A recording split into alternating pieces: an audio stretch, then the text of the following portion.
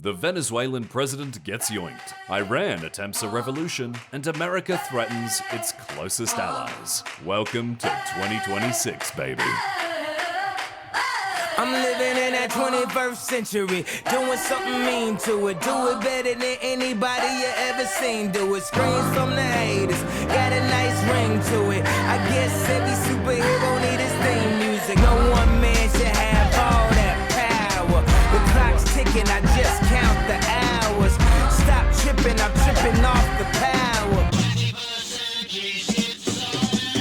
Just needed time alone with my own thoughts. Got treasures in my mind, but couldn't open up my own vault. My talent, creativity, purity, and honesty is honestly being crowded by these grown thoughts. Reality is catching up with me, taking my inner child, I'm fighting for custody. With these responsibilities that they entrusted me, as I look down at my diamond and crusted piece, thinking no one man should have all that power. The clock's ticking, I just count the hours. Stop tripping, I'm tripping off the powder. Till then, fuck that, the world's ours.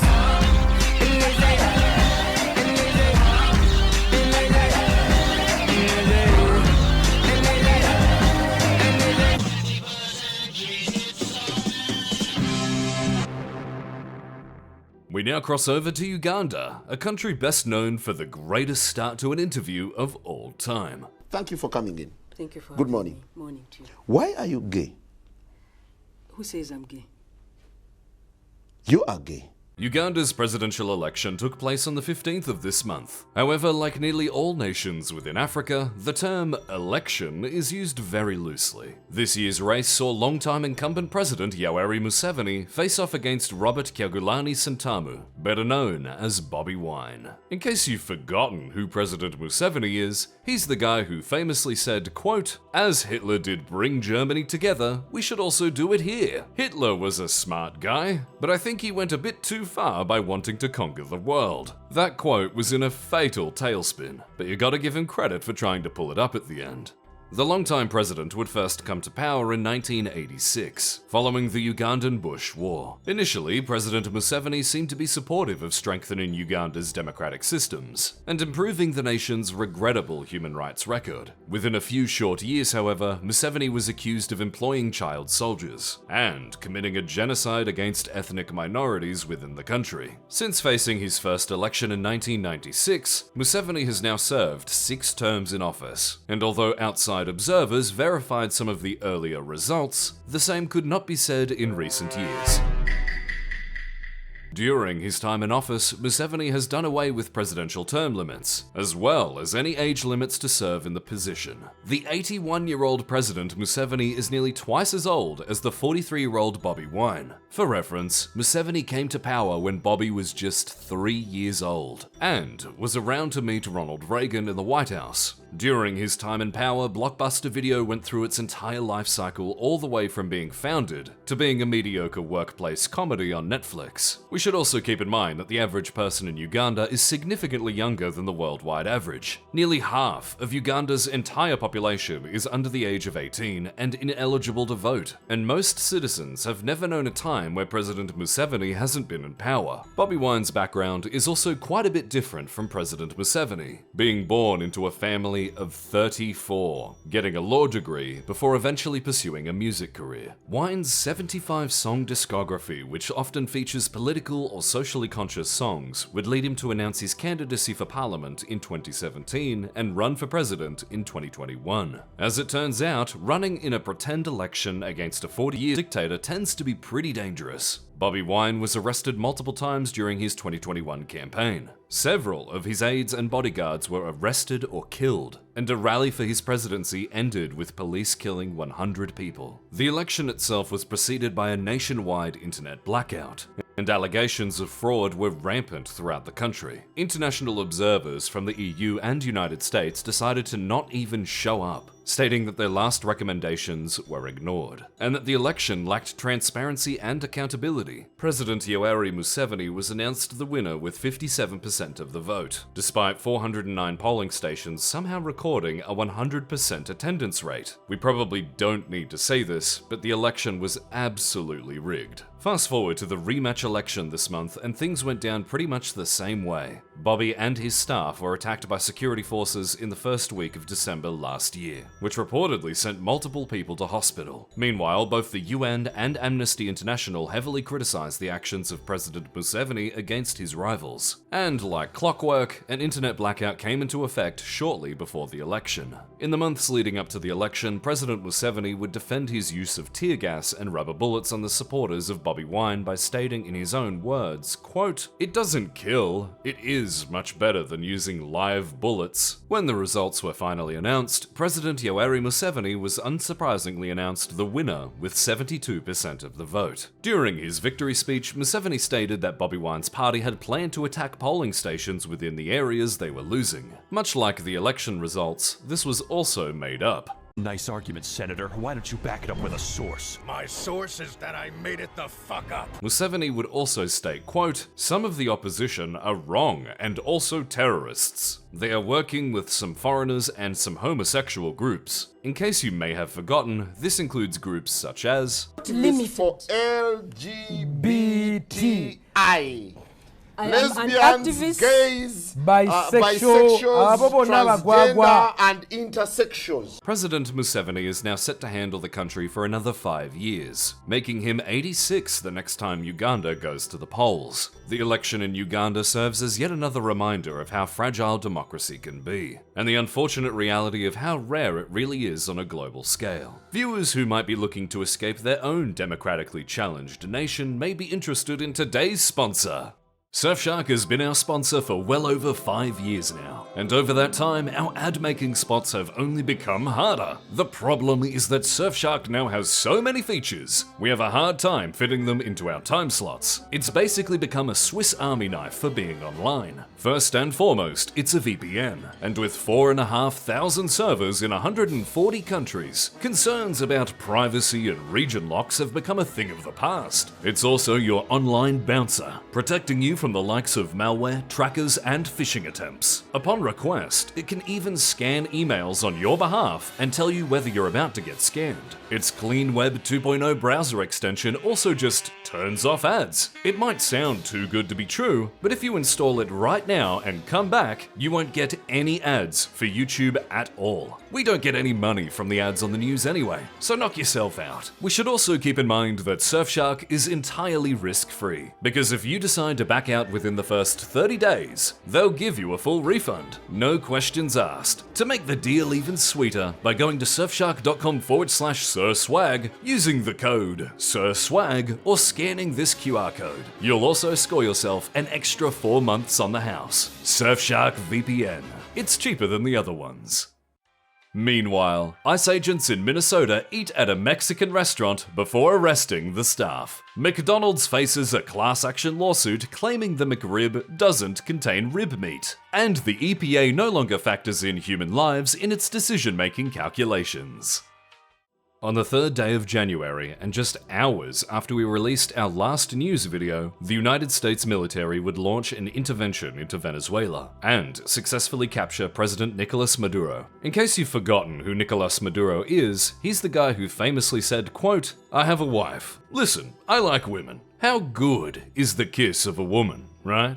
I don't know about you guys, but we're pretty sure he's never kissed a woman before. How we got to this point will take a bit of explaining, but let's be honest, that's why you're here. Nicolas Maduro came to power after being handpicked by Hugo Chavez in 2013. Since coming into power, Maduro has overseen the jailing of political opponents, the rigging of elections, and has effectively acted as a dictator in all but name. Despite being an exceptionally resource-rich country, as much as 95% of the country lives in poverty. This is due to a combination of US sanctions, economic mismanagement, extreme levels of corruption, and an economy dependent on oil. In the late 2010s, throughout COVID, many younger Venezuelans found that gold farming on RuneScape was more profitable than any other jobs available. Under Nicolas Maduro's presidency, roughly 20% of the nation's population has left the country. Although the United States hasn't recognized Maduro's presidency following Venezuela's 2018 and 2024 elections, elections, the nation refrained from direct intervention until the second term of US President Donald Trump. In case you've forgotten who Donald Trump is, he's the guy who famously said, quote, "When you're a star, they let you do it. You could do anything.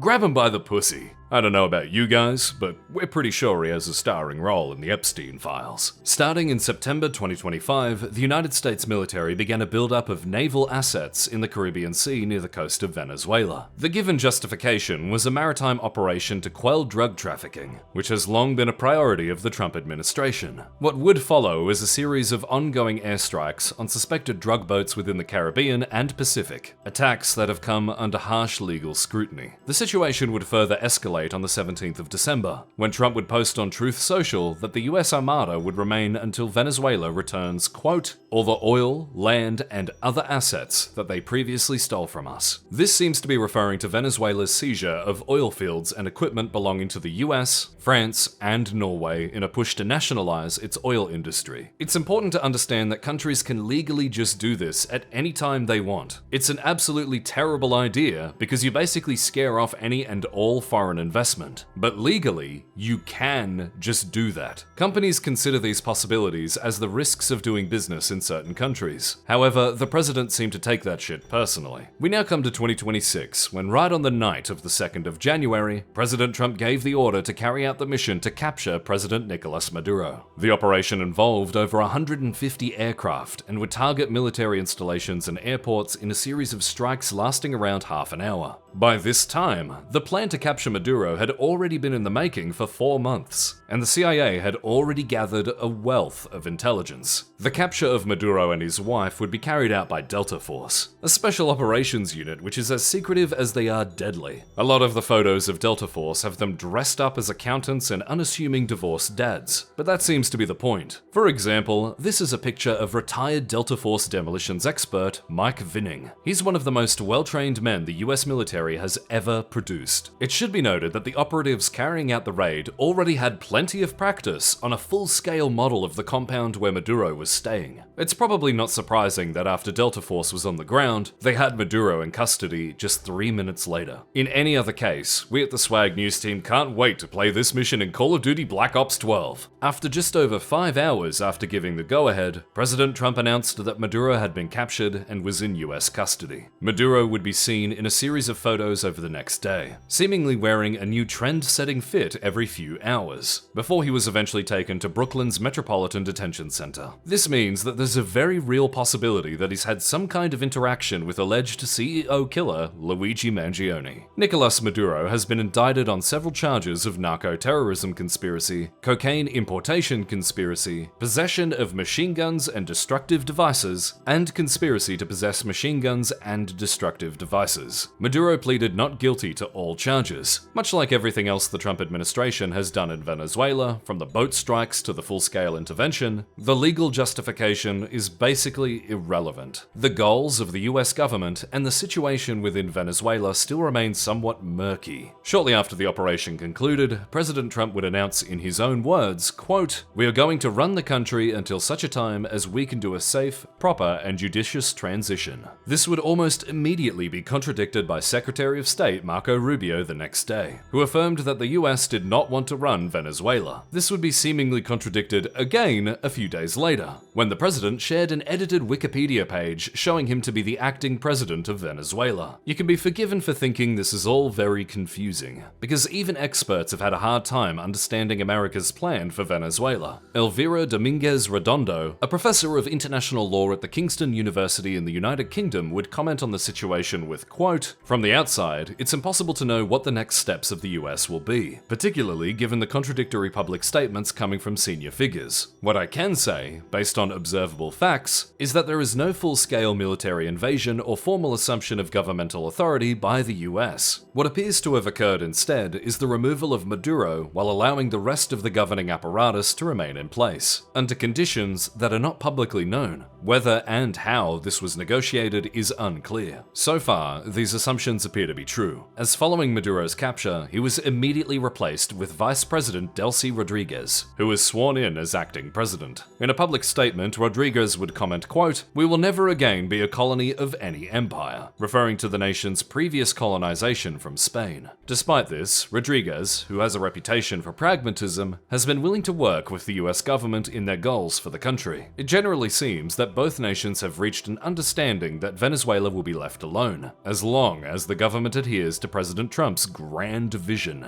As for why the US did any of this in the first place, we just need to remember the 5 Ds. Dodge, drugs, democracy, dig, and dodge. To start with dodge, many of President Trump's detractors believe the invasion is a very convenient distraction from the Epstein files. The Epstein Files Transparency Act mandated that the files needed to be released in their entirety by the 19th of December. However, by this time, less than 1% of the files were released. Moving on to drugs, and this was the original justification for the buildup of warships along the Venezuelan coast. Although strikes on suspected drug boats are still ongoing, Venezuela's drug manufacturing capacity is dwarfed by other South American nations, such as Colombia and Mexico. At best, drugs are a nice side effect, and at worst, a convenient excuse. The third D is democracy. As we previously stated, Nicolas Maduro was basically a dictator within Venezuela who greatly enriched himself at the expense of his own people. However, although his removal is a huge win for the nation, it's still not clear whether the regime he left behind will be more beneficial to the general Venezuelan population. More so than democracy, President Trump considers Venezuela part of the American regional sphere of influence. The Venezuelan government under Maduro was particularly close to some of America's global rivals, such as Russia, China, and Cuba. President Trump would comment after the Venezuelan intervention, quote, "American dominance in the Western Hemisphere will never be questioned again.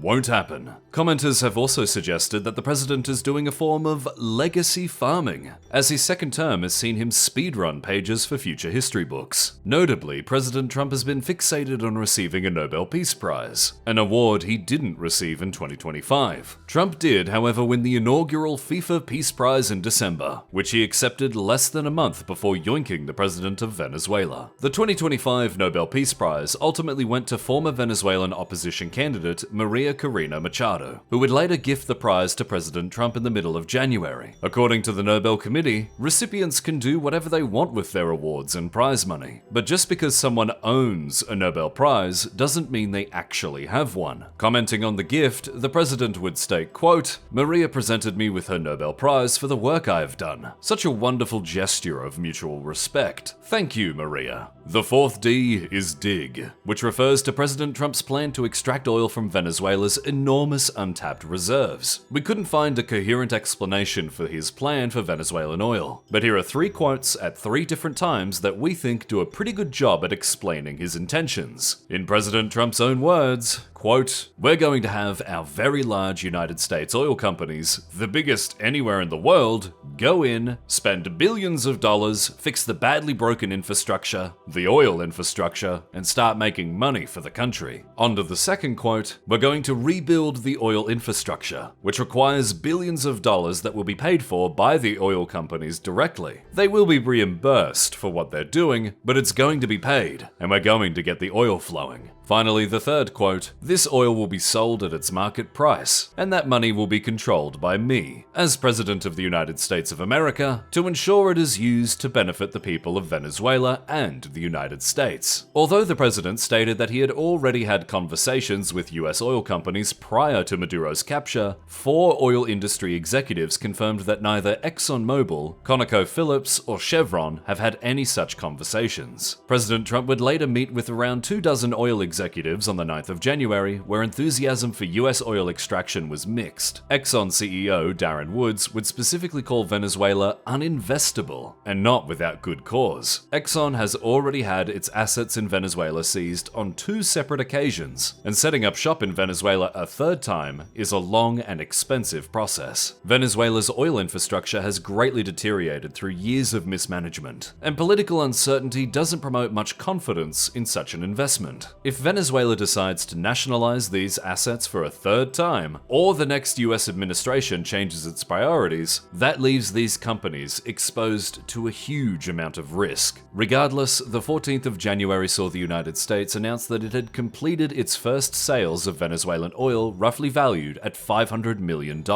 Meanwhile, acting President Rodriguez stated that she was submitting a reform that would once again allow foreign investment into fields with no existing infrastructure. As we mentioned, oil infrastructure takes a long time to set up, so we won't know the success of these ambitions anytime soon. The last D is Dodge, which is just another reminder that the president still has to deal with the Epstein files. In terms of the overall reaction to the United States yoinking the head of another nation, this was about as mixed as you might expect. Venezuelans within Venezuela appeared to be split, with many celebrating Maduro's capture, others worried about an uncertain future, and some who just wanted their president back. Venezuelans abroad were unsurprisingly more united, with most celebrating the capture of a man who represented everything wrong with their country. Public opinion within the United States was about as mixed as it could possibly be. An Ipsos poll found that 33% of US adults approved of the intervention to remove Maduro, 34% disapproved, and 33% were unsure. As you've probably guessed, approval and disapproval generally came down to party lines. Notably, even those opposed didn't seem to care that Maduro was removed from office, but rather that the Trump administration did the right thing for the wrong reasons. Democratic Senate Minority Leader Chuck Schumer would echo this sentiment in his own words, quote, "Let me be clear, Maduro is an illegitimate dictator, but launching military action without congressional authorization, without a federal plan for what comes next, is reckless." Internationally, South American countries were generally opposed to the intervention. Brazilian President Lula da Silva commented, quote, "Attacking countries in flagrant violation of international law is the first step toward a world of violence, chaos, and instability." Meanwhile, Colombian President Gustavo Petro said that the intervention was an assault on the sovereignty of Latin America. Another critic of the Venezuela intervention was the Russian government, with its foreign ministry stating, quote, "It is crucial, above all, to prevent further escalation and focus on finding a way out of the situation through dialogue. We proceed from the assumption that all partners who have claims against one another should seek ways to resolve their problems through dialogue-based solutions. We are ready to support them in this." The day before this statement was released, the Russian government killed a 3-year-old Ukrainian child when it struck an apartment building in Kharkiv. Meanwhile, UK's Keir Starmer would comment that the United Kingdom, quote, "regard Maduro as an illegitimate president and we shed no tears about the end of his regime."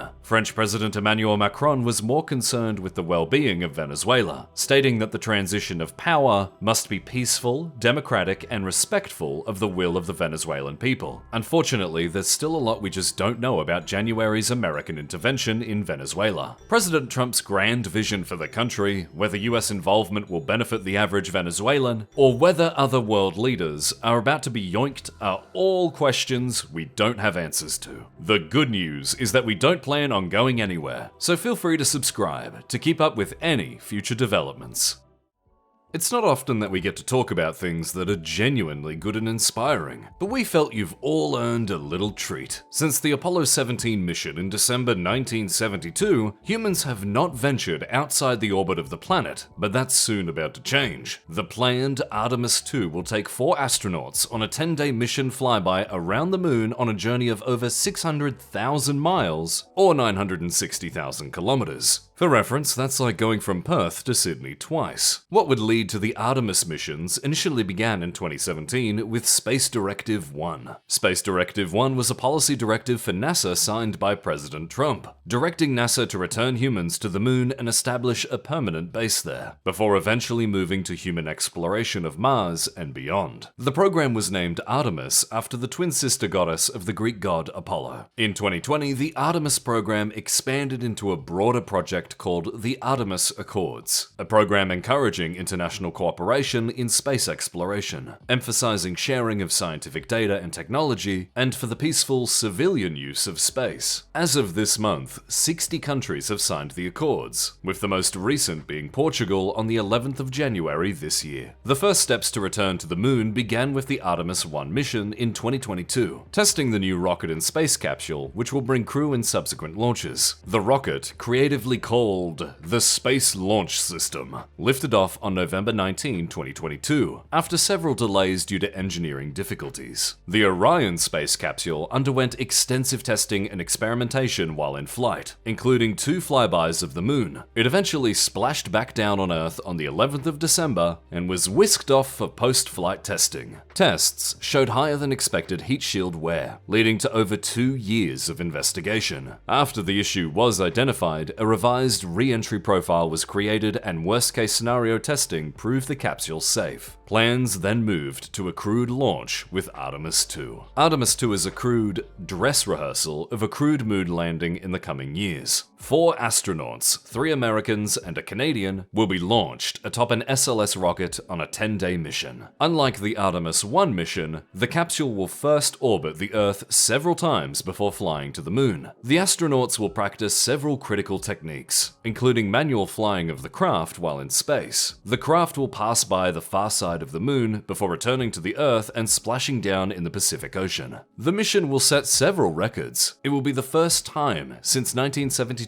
that humans have left the Earth's orbit, the first time that a non-American citizen has left Earth's orbit, and the first woman to leave Earth orbit. Tim, the engineer who wrote this story, wanted to point out that as the moon itself is also orbiting Earth, whether the astronauts will be technically leaving Earth's orbit is up for debate. Meanwhile, Swag, who edited this story, wanted to point out that he really doesn't give a shit. The crew of 4 is also the largest for a moon mission, as the Apollo missions only had a crew of 3. The Apollo 11 moon mission famously had Neil Armstrong, Buzz Aldrin, and that other guy. When the capsule passes as far as 4,600 miles beyond the far side of the moon, it will be the furthest humans have ever been from Earth, a distance of 250,000 miles away from the surface, or 402,300 kilometers. The crew of 4 is made up of 3 who have already been to space, and 1 making their first flight. The mission commander is Reed Wiseman. Wiseman previously spent 165 days aboard the International Space Station as a flight engineer and prolific scientist. Wiseman and his crews have completed over 300 experiments in space, including a record 82 hours of science in a single week. Wiseman also served as chief of the astronaut office from 2020 to 2022. The pilot is Victor Glover. Glover previously piloted the SpaceX Crew Dragon 1 to the ISS, where he also served as a flight engineer. Glover also served as a fighter jet test pilot in the Navy testing the FA-18 and its variants. The mission specialist is Christina Koch. Koch spent nearly the entirety of 2019 on the ISS, spending 328 consecutive days in space. While on the ISS, she participated in the first all-female spacewalk. She also served as the branch chief of the assigned crew branch of the astronaut office, and worked as a technical integrator for NASA. Koch will be the first female to leave Earth orbit. The other mission specialist is Jeremy Hansen. Hansen is a Canadian astronaut and former fighter jet pilot. Hansen previously served on NASA missions on Earth, including a deep-sea expedition and several Arctic geology missions. This will be Hansen's first spaceflight. Hansen will be the first Canadian and first non-American to leave Earth orbit. The launch has 3 windows of 5 days each in the coming months: the 2nd to 7th of February, the 2nd to 7th of March, and the 1st to 6th of April. During these launch windows, a go decision will set a 49-hour countdown in motion, beginning with the arrival of the launch team and ending with the liftoff of the rocket. The capsule will reach a top speed of 25,000 miles per hour, or 32.8 times the speed of sound on its journey. If all goes well, a crewed landing to the moon of Artemis III can be expected in the coming years. Currently, the mission is planned for the middle of 2027, but experts believe that due to delays to the Starship Human Landing System, HLS, and the aforementioned heat shields, the mission will not launch until 2028 at the earliest. Rest assured, whenever it does launch, we'll be here to enthusiastically cover it.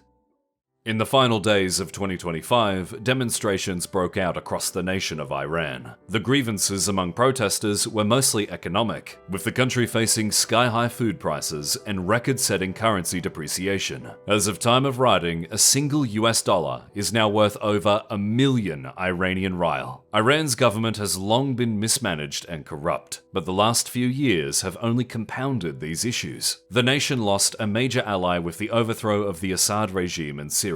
Their proxy forces of Hamas and Hezbollah have been severely crippled, and its nuclear program was bombed by America. On top of this, the country has been experiencing severe water shortages due to government mismanagement, an energy deficit causing repeated power disruptions, and sharply rising costs for essential goods. To make matters worse, it was reported that the Iranian government was planning to increase taxes as of March this year, putting even more financial pressure on citizens. It's probably not too surprising that all of these self-inflicted problems would spark the largest wave of protests since the nation's 1979 revolution, with an estimated 5 million people taking to the streets. What started purely from economic grievances quickly expanded into broader outrage against the Iranian government as a whole. Long-held frustration against authoritarianism, mandatory hijab enforcement, and human rights abuses were just some of the many pressure points that escalated the movement, which would quickly spread to all 31 provinces in the country. Protesters conducted general strikes, lit fires in the streets, and set off fireworks to vent their frustrations. On the 8th of January, the Iranian government cut off the nation's internet access, making footage and concrete information about the protests increasingly difficult to find. What we do know, however, is that the Iranian government under Supreme Leader Ali Khamenei has had a long history of brutally cracking down on similar demonstrations. In case you've forgotten who Supreme Leader Ali Khamenei is, he's the guy who famously said, quote, "Islam does not need economists." Economists disagree. Exact figures on the number of protesters gunned down by the government is currently impossible to pinpoint. Previous protests between 2019 and 2020 saw death tolls between 300 to 1,500, while the more recent Mahsa Amini protests sat at around 550 dead. Reports within Iran this month have been much higher on the lower end. The Iranian government reported a death toll of around 5,000 people, although CBS News estimated that the real figure could be as high as 20,000 dead, and 330,000 injured. Just for context, these are higher death tolls than when the Ottoman Empire committed genocide against the Assyrians within Iran during the First World War. The extra flourishes of cruelty used when cracking down on protesters is arguably more shocking than the death tolls themselves. Although difficult to verify, there have been numerous reports of the regime hiring foreign mercenaries from Iraq, Afghanistan, Pakistan, and Lebanon to help quell the unrest. The mother of one such recruit stated that he was paid $600 for a month-long contract. It's believed that these mercenaries are being employed to bolster the government's ability to resist the uprising, and as insurance against the Iranian police flipping to join the protesters. It also helps that many of the recruits don't speak the local language, and would be less likely to empathize with the people they're gunning down. Even those lucky enough to escape with injuries still aren't safe from the cruelty of the Iranian government, with reports of security forces raiding hospitals to kill those who have already been wounded. This has led to a situation where those in need of medical care don't go to a hospital for fear of being killed or detained. As a response, some citizens have opened up their homes to be used as makeshift hospitals, with doctors visiting in their own time. As you might imagine, being detained is one of the worst fates for a suspected protester, with many facing sexual abuse, torture, and even execution. There have also been reports where detainees have been injected with unknown substances, and a UK government report suggests that security forces have been using deadly chemical weapons against those demonstrating. Perhaps the most insulting part of Ali Khamenei's crackdown is that the families of those killed are charged for the bullets used to kill them. One such family was told that they'd have to pay the equivalent of $7,000 to get their son's body back. The average construction worker in Iran earns less than $100 a month, making such payments entirely prohibitive. It's much worse when you consider that the government who killed their son is also the reason the economy is in shambles. As of time of writing, the protests are still ongoing, and we don't know whether Ali Khamenei's regime will ultimately topple. Khamenei and his inner circle have reportedly moved a large amount of gold to Russia, which is where the supreme leader plans to flee if his security forces decide to flip. Whether this happens is still unclear. However, experts comment that this has been the closest the regime has been from falling in its 47 years of power. As an analysis by The Economist explains, quote, Iran's rulers are merciless because of their weakness. They have nowhere to turn and nothing to offer their people but violence. As we mentioned, it's very difficult to verify anything coming out of Iran this month. However, we wish the protesters all the best, and hope that they one day manage to throw Ali Khamenei into an active volcano. As always, a link to all of our sources is down in the description.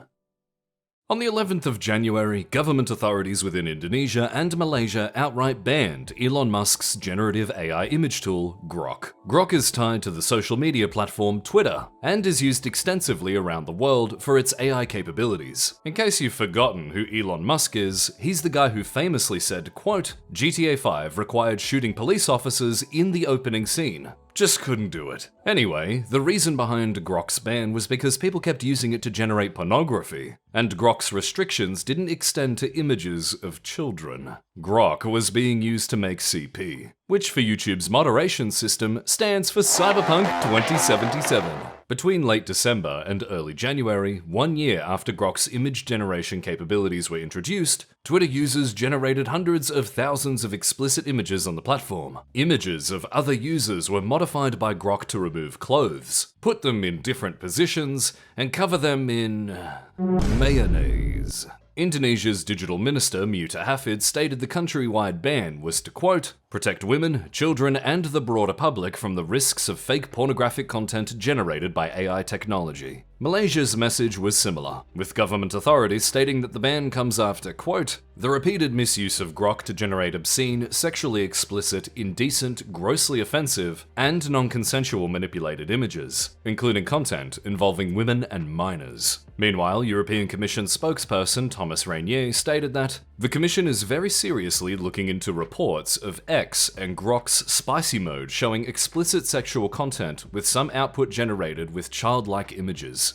In addition, India's Ministry of Economics and Information Technology ordered X to immediately undertake a comprehensive technical, procedural, and governance level review of Grok. Elon has stated that anyone who uses Grok to make illegally generated imagery will face consequences. This comes on the heels of XAI being sued by Ashley St. Clair, one of the mothers of Musk's 14 children. The lawsuit alleges that a picture of her 14-year-old was altered by Grok to put her in a bikini covered in swastikas. We can only assume that this would be as traumatic as having to play the first mission in GTA 5. Despite the controversy, Musk has remained staunch in his attitude towards sexual content on his platform, believing that governments simply wish to suppress free speech by censoring all forms of pornographic content online. Restrictions have been implemented onto Grok's AI image generating capabilities, geo-blocking the ability to generate images of real people in bikinis, underwear, and in the nude. All AI image generating technology with Grok will be limited to paying users on the platform,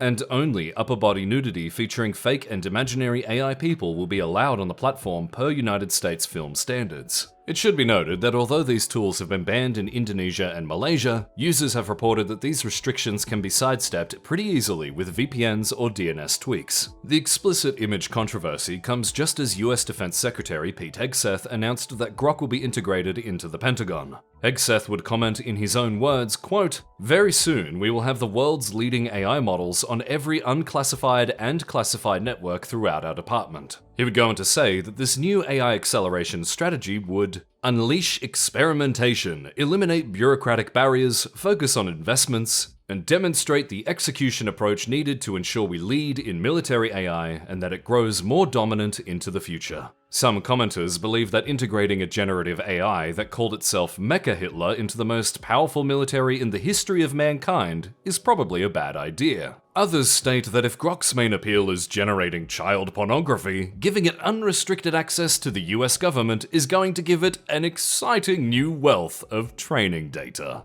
As AI rapidly impacts everything from RAN prices, water availability, and even our own perception of reality, future incidents and lawsuits are inevitably in a continuous battle between AI companies and lawmakers around the world. Regular viewers of the channel should probably expect this to be a common segment going forward.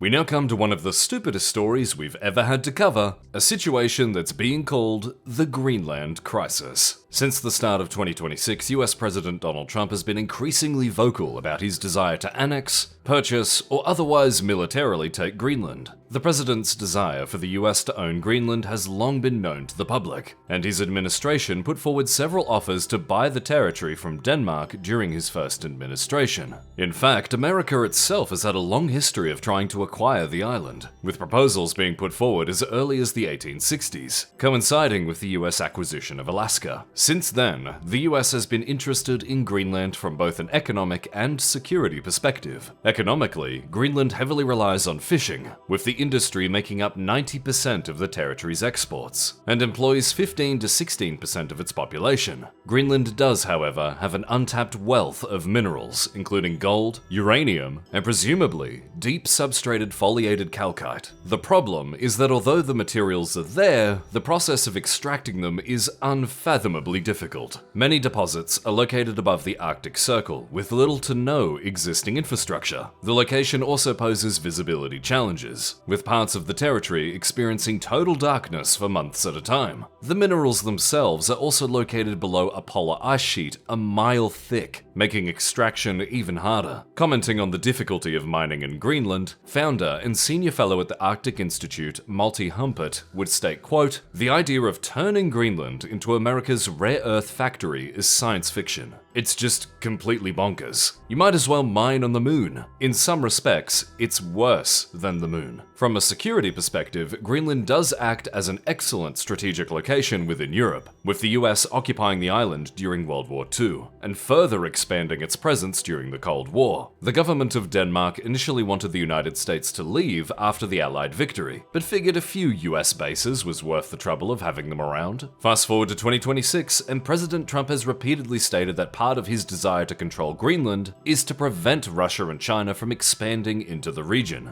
We currently have no evidence that Russia or China have any interest in controlling Greenland. Russia is already struggling with Ukraine without getting dogpiled by NATO, and China is located here on a map. It's true that China remains interested in investing in Greenland, but China has its own priorities when it comes to regional expansion. All of these factors make it puzzling as to why President Trump would want Greenland in the first place. In terms of natural resources, Greenland has been open to US investment, but the extraction of minerals poses more of a practical challenge, as opposed to a political one. The security case is even more perplexing. The US government has long been given a considerable amount of flexibility to use the territory for military installations. Furthermore, the US and Denmark are already long-standing allies. If America wants more bases on the island, it just has to ask nicely. When asked why he thought the US needed to control Greenland earlier this month, President Trump stated in his own words, quote, "Because that's what I feel is psychologically needed for success. I think that ownership gives you a thing that you can't do with. You're talking about a lease or treaty. Ownership gives you things and elements that you can't get from just signing a document." This statement, and many like it, started to scare the absolute shit out of America's closest allies. US annexation of Greenland would effectively spell the end of the long-standing NATO alliance, pit US and European interests against each other, and open up the door for further US imperialist ambitions. We should also remember that the Trump administration has already yoinked a sitting head of state this month, so other NATO countries were taking these comments very seriously. This also comes right after a report by the Danish government in December that classified the United States as a potential threat for the first time in its history. The situation got even stranger on the 19th of December, when a letter from President Trump to Norwegian Prime Minister Jonas Gahr Store began making headlines. The letter, word for word, reads, "Dear Jonas, considering your country decided to not give me the Nobel Peace Prize for having stopped 8 wars plus, I no longer feel an obligation to think purely of peace, although it will always be predominant, but can now think about what is good and proper for the United States of America. Denmark cannot protect that land from Russia or China, and why do they have a right of ownership anyway? There are no written documents. It's only that a boat landed there hundreds of years ago.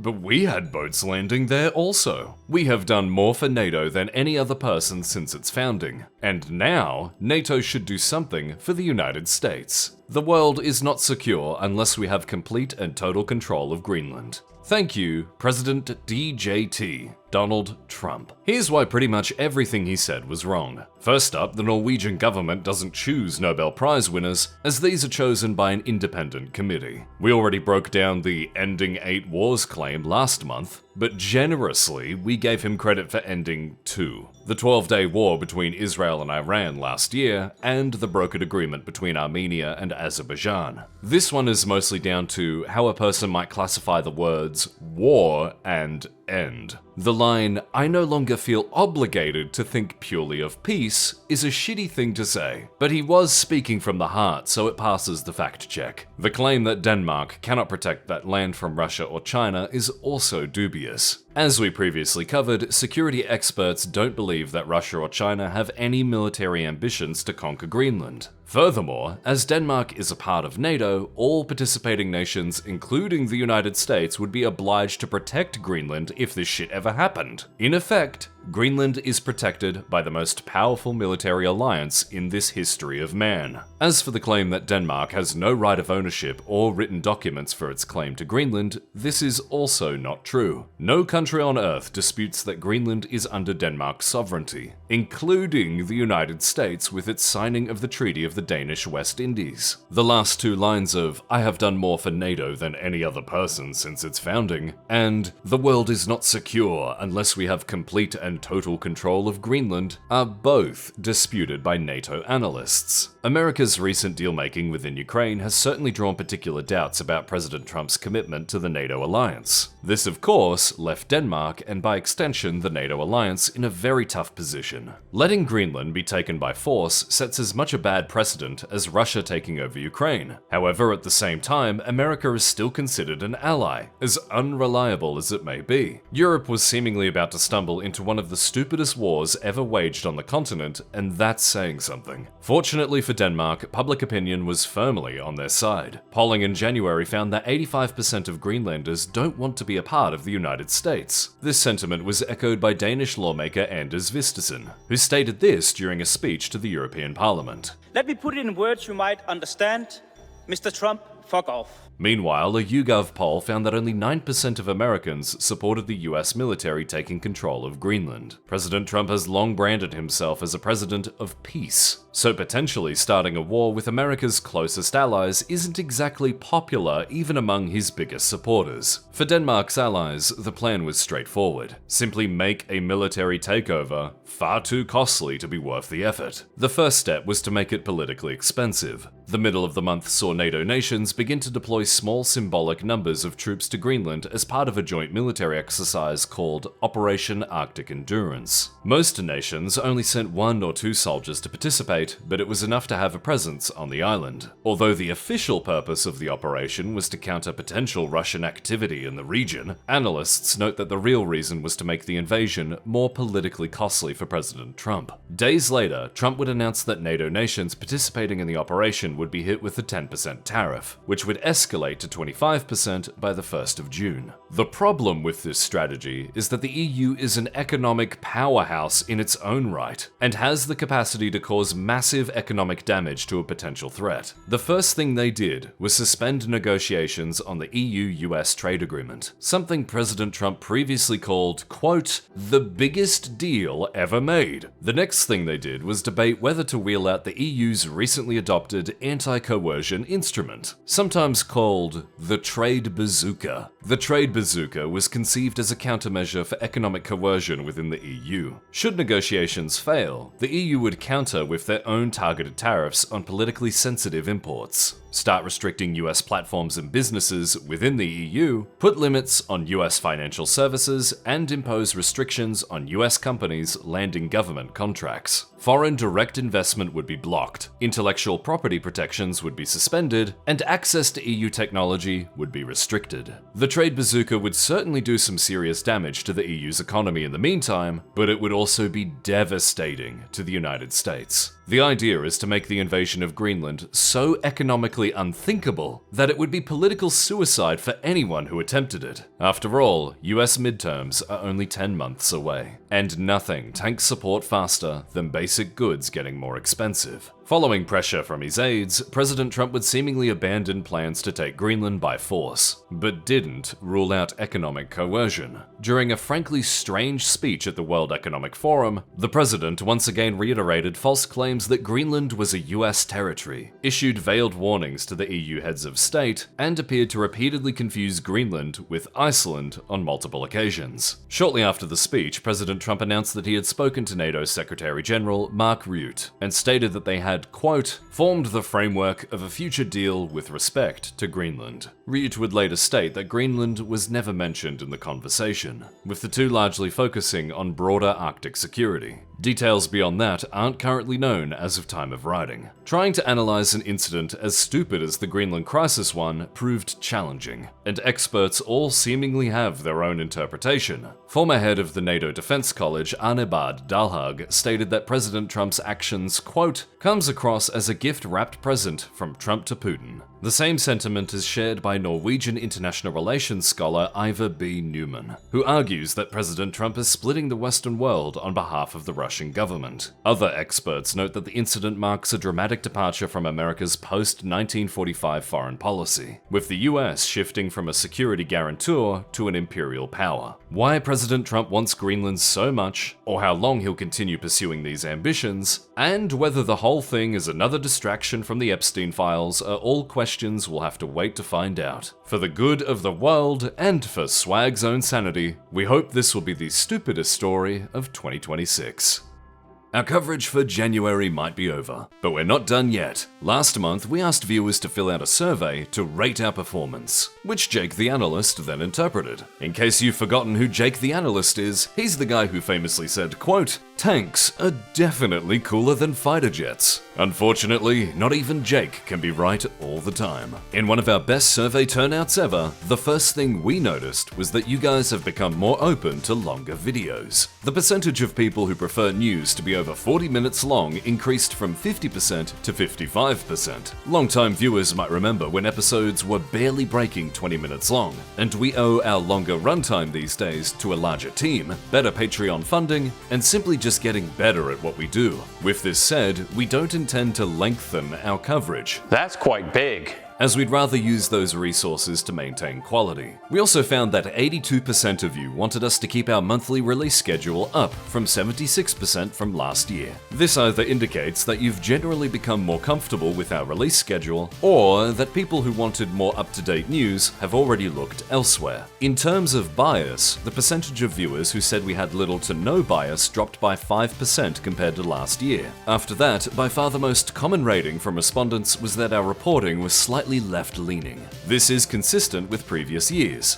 However, this shifted dramatically when focusing on stories specifically within the United States, with the slightly left-leaning portion roughly doubling. Feedback on how we might improve is very much welcome. When we asked viewers whether we should prioritize accuracy or the elimination of bias, almost 93% of respondents felt accuracy was more important, up from 7% from last year. Interestingly, when we asked viewers how they'd like our coverage to be directed going forward, 82% of respondents said that we shouldn't change anything with our coverage. This probably shouldn't be too surprising, as according to the data respondents provided, most of our audience is either left or moderate leaning. For shits and giggles, we also asked everyone's general level of education, and it turns out most of you are either in university or went to university. No fucking wonder you overeducated fucks catch every mistake we ever make. Perhaps unsurprisingly, when asked about what kind of content viewers preferred, it was really just a competition for second place, with the news beating everything by a huge margin. Deeper news topics and large ambitious projects were generally more preferred than shitposts and swag-scuffed solo videos. Even if this doesn't at all reflect viewership numbers, this channel has long had a problem with a very fractured and segmented audience, and what we make now really doesn't reflect what we made 5+ years ago. You may have noticed that our subscriber count has barely moved over the last few years, because our gained subscribers are counteracted by old ones that we might have picked up from Overwatch or Dirty Bomb. It's a problem we still haven't managed to solve yet, but currently, the only downside is we'll never score a gold play button. We can live without that. Moving on, and we have the 3 big ratings of trustworthiness, story selection, and production value. For trustworthiness, we actually saw a slight improvement, going from a rating of 8.44 to 8.53. That's a score we're incredibly happy with. But we do want to keep improving year over year. If we get details wrong or miss important context in our stories, we always appreciate viewers letting us and everyone else know in the comments. Our ratings for story selection have dropped slightly from 8.11 in 2024 to 8.03 over 2025. We foolishly didn't add an option to add feedback here, but viewers are free to tell us their thoughts on our story selection down below. Our general policy is to prioritize the stories we feel are most important, but we also make exceptions for things we just find interesting. In terms of stories you guys like, however, protests, coups, wars, elections, and international incidents seem to be the most popular. Disasters and world events were the least popular. So if your house blew away in a cyclone and we didn't talk about it, that would be why. Finally, for production value, our rating barely changed from last year, sitting at a very respectable 8.92. Not bad for a bunch of dipshits working remotely on Discord, but as always, more specific feedback is always welcome. As for the year ahead, we absolutely plan to continue the news like always, and we suspect any improvements will be further refining what we've already got. It seems as if you guys don't want us to change the formula too much, but we still want to look for ways to improve. As for outside the news, we want to have the flexibility to make what we think is fun and interesting. That might be long, dedicated videos on news topics, or it might just be Swag talking shit about video games at 2 AM in the morning. Swag making a scuffed half-hour video by himself is cheaper than me saying this sentence, which is why we'd like to give an extra special thanks to our amazing Patreon supporters for making it all possible. In 2025, we dealt with a channel hack, chronic demonetization, copyright trolls, severe breaches in our contracts, and a very difficult time finding new sponsors. This all culminated in Patreon supporters making up the vast majority of our revenue. So now more than ever, we can't thank them enough for their continued support. If you want to help us out and get your name in the end credits, a link to do so will be down in the description. But for now, on behalf of the entire team, we'd like to wish everyone a very happy February. Why are you gay? Who says I'm gay? You are gay. You are a transgender. What? Can you shake hands before we proceed? Of course. How are you, Pepe? Pastor Semper argues that these are the instruments you use. These are vegetables. Yes. You are paid heavily to promote homosexuality in Uganda. What does she use for sex? What do they use for sex? What do you use? What do you use for sex? As a man, Stop this insulting my food. You see, they don't even want to talk about it. Okay, let's hear from him. Let's hear from Pepe. They begin to use gadgets like bananas. They use carrots. They use bananas. They use cucumbers. You I are am an not activist limited. for LGBTI. I am Lesbians, an activist. gays, bisexuals, transgender.